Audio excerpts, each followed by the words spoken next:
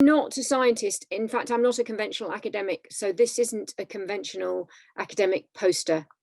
And in fact, it's the first ever, it's not just my first poster presentation online, it's my first ever poster presentation.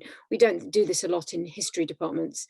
But what I wanted to do was to take a step back from the science being done now and talk a little bit about a historian's viewpoint of antibiotic resistance, but in particular, a theory, an analysis that I'm developing, thinking about the 3 ages of antibiotics. And I wanted to find an image on a poster that would give you a sense of those 3 ages. So imagine you've walked into a gallery, and this is the space that they gave me to demonstrate these 3 ages. And the first age is here. It's over in this corner. I hope there's an arrow coming up. The first age of antibiotics, we've got quite a clear set of dates for. It's around 1950. Until 2010. I'll just talk a little bit about how I came up with that final date. But the first age of antibiotics, which is the one that we generally think of now, I hadn't thought about this when I put the image of the penicillin fungus in a gold frame, but it's the golden age of antibiotics, when antibiotics work for everything, and if they don't, we can just find another one, and resistance and allergies are something that we can manage, but that we're not generally very concerned about.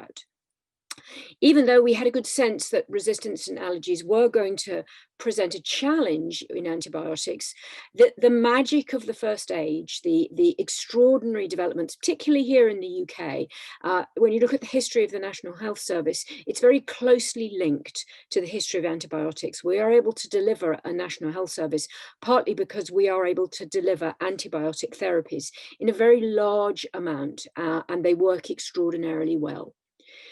I recently listened to a GARD-P webinar that was given partly by James Collins. And for those of you who don't know who James Collins is, he is at MIT, and he's part of the team that used AI to search for halicin, for the first AI rediscovered antibiotic.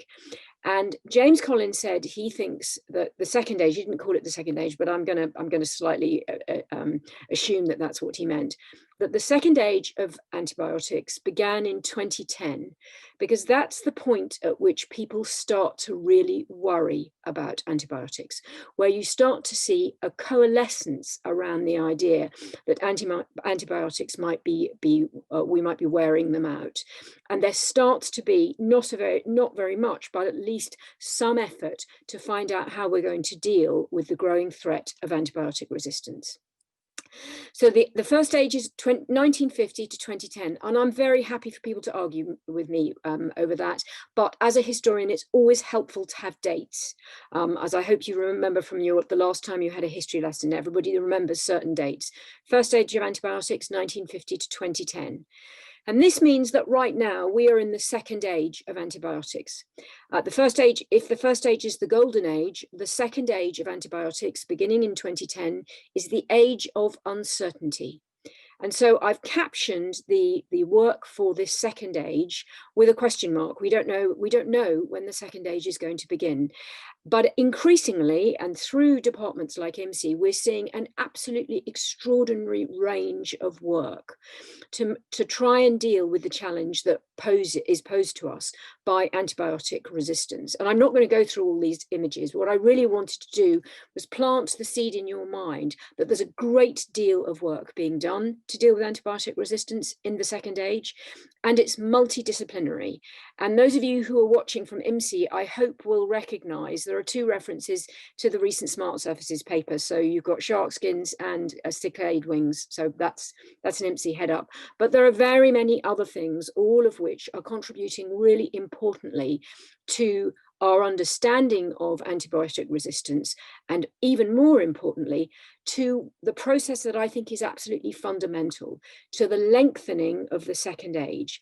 The second age needs to go on for a really, really long time.